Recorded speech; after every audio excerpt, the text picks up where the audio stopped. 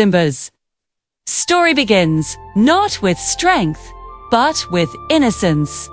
Born on Pride Rock beneath a blazing African sun, he is welcomed as the future king of the Pride Lands. Celebrated by every creature in the circle of life, to the world, Simba is royalty, destined to rule. But inside, he is just a cub full of curiosity, excitement, and self. He looks up to his father, Mufasa, a king whose power seems effortless, whose wisdom commands respect without fear. To Simba, Mufasa feels larger than life, and from the very beginning, that greatness casts a long shadow. Simba wants to be brave like his father, strong like his father, respected like his father. But he does not yet understand what those things truly mean. His idea of bravery is adventure. His idea of strength is proving himself. And his idea of kingship is freedom without responsibility. This misunderstanding sets the stage for the greatest test of his life. Scar Simba's uncle watches all of this from the shadows. Where Mufasa represents balance and honor, Scar represents bitterness and envy. He sees Simba not as a child, but as an obstacle standing between him and the throne. Scar understands Simba's weaknesses better than anyone, especially his desire to be seen as brave and worthy.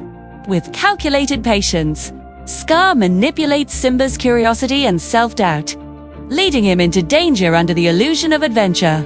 When tragedy strikes and Mufasa is killed, Simba's world shatters in an instant.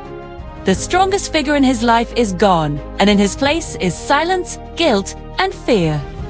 Scar twists the truth, convincing Simba that the death of his father is his fault. For a cub already unsure of himself, this lie becomes unbearable. In that moment, Simba does not feel like a king.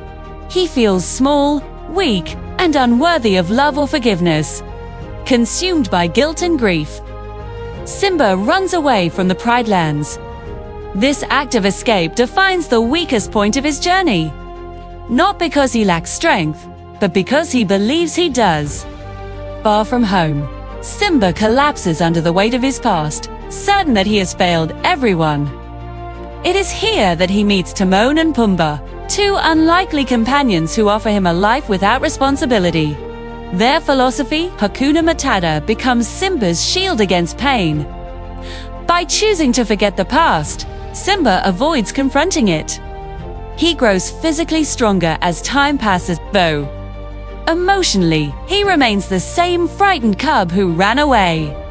The Pride Lands fade into memory, and Simba convinces himself that his past no longer matters. Yet no matter how far he runs, the truth remains buried within him, waiting to surface. While Simba hides from his destiny, the Pride Lands suffer. Scar takes the throne, ruling through fear and manipulation. The land becomes barren, the balance of the circle of life is destroyed, and those who once thrived now struggle to survive. Scar's reign is a reflection of what happens when leadership is driven by greed rather than responsibility. This contrast between Simba's carefree exile and the suffering of his home highlights the cost of his absence, too. Even in comfort, Simba feels an emptiness he cannot explain. He laughs, he hunts, he survives, but he does not lead. Deep down, he knows that something is missing, and that missing piece is purpose. Nala finds him and confronts him with the truth of what has happened to the Pride Lands. She does not see a failure or a coward. She sees the rightful king who abandoned his people. Simba resists at first, overwhelmed by guilt and fear. He believes that returning would only cause more harm. That he is not strong enough to fix what has been broken.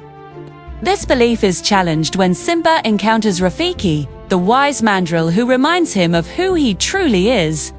Rafiki teaches Simba that the past can hurt, but running from it only gives it more power. Through a vision of Mufasa, Simba realizes that his father never blamed him. Mufasa's words are not a command, but a reminder. Remember who you are. In that moment, Simba understands that strength is not the absence of fear or pain, but the courage to face it. Returning to the Pride Lands is the hardest decision Simba ever makes. He does not return as a fearless warrior, but as a lion who has accepted his past. Simba's turning point comes when the past finally catches up to him. The battle is not just physical, it is emotional. Scar once again tries to control Simba through guilt, reminding him of his father's death. This time, however, Simba does not run. He stands his ground, not because he is stronger than Scar, but because he is finally honest with himself. When the truth of Scar's betrayal is revealed, Simba is freed from the lie that defined his weakness. The final battle represents the transformation of Simba's identity. He fights not for revenge, but for restoration. When Scar is defeated and Rain returns to the Pride Lands, balance is restored, symbolizing Simba's internal healing as well. Simba's coronation marks the moment he becomes king, but it is not the end of his journey. Being brave king is not about a single victory. It is about living with the lessons learned from weakness. Simba rules with compassion because he knows what loss feels like. He values honesty because he has lived with a lie. He understands responsibility because he once ran from it. These experiences shape him into a king very different from Scar, and even different from Mufasa. Simba does not rule through intimidation or perfection, but through empathy and balance.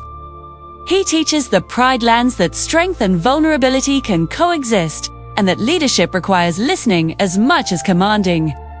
As Simba grows older, his journey continues through his children. In Kiana, he sees the future of the Pride Lands, and in Kion, he sees the weight of legacy. Simba's fear of repeating the past sometimes makes him overly cautious, showing that even brave kings struggle with doubt. Yet this fear also reflects growth. Simba understands that leadership is not about controlling destiny, but about guiding it. He learns to trust his children to find their own paths, just as he once had to find his. This generational struggle shows that bravery is not inherited. It is learned through experience. Simba's transformation from weak cub to brave king is not a story of sudden power, but of gradual understanding. His weakness was never physical. It was emotional. He believed he was defined by his mistakes, and that belief nearly destroyed him.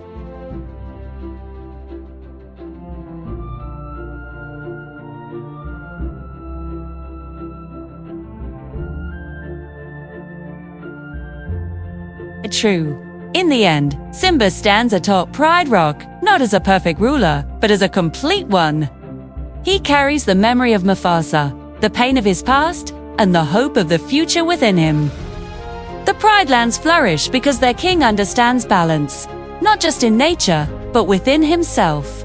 Simba's journey proves that even the weakest cub can become a brave king, not by denying weakness, but by learning from it. His story is a reminder that true strength comes from facing who you are, accepting where you've been, and choosing to rise anyway.